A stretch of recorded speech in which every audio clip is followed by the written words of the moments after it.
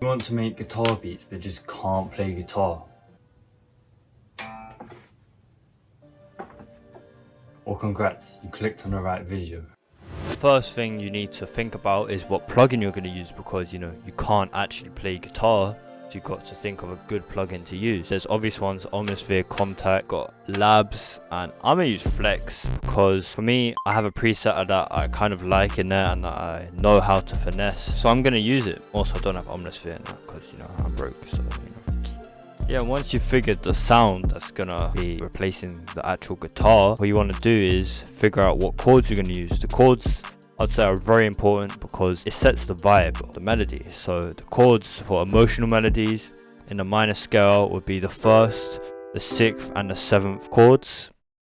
It gives that emotional feel, and you've probably heard it in so many songs, and now you're gonna know how to play it. This is what it looks and sounds like.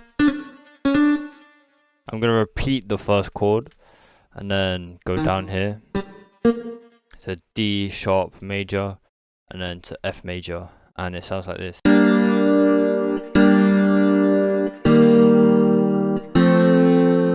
Very simple and maybe overused chord progression, but it is a good one, okay? It's a good emotional chord progression that you should know to make these type of melodies.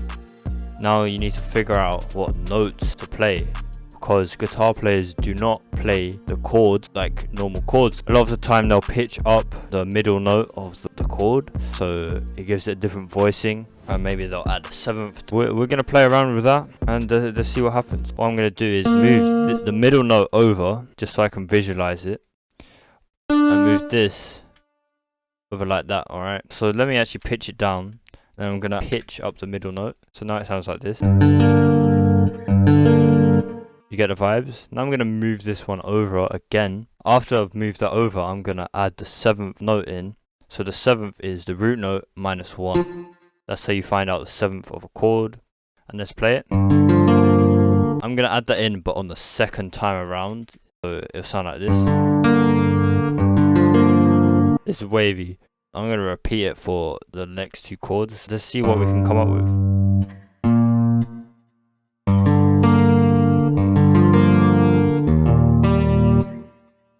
I'm going to repeat the same rhythm.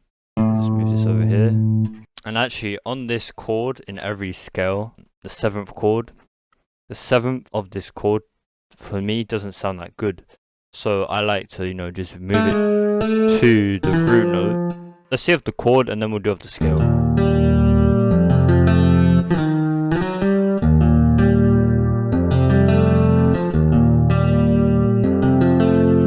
Yeah, so that sounds wavy. Let's just quickly run over what I did there. I strummed out the chord and pitched up the middle note.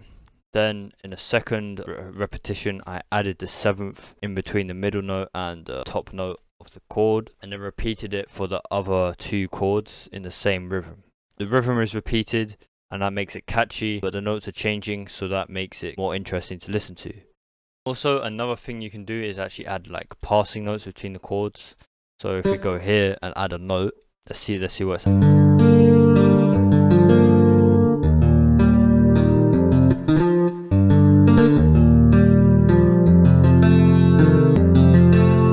It just transitions from chord to chord way better and makes it more pleasing for the listener. In the next video I'm going to go more in depth, so stay tuned for that next Wednesday. But for now, just check out one of these videos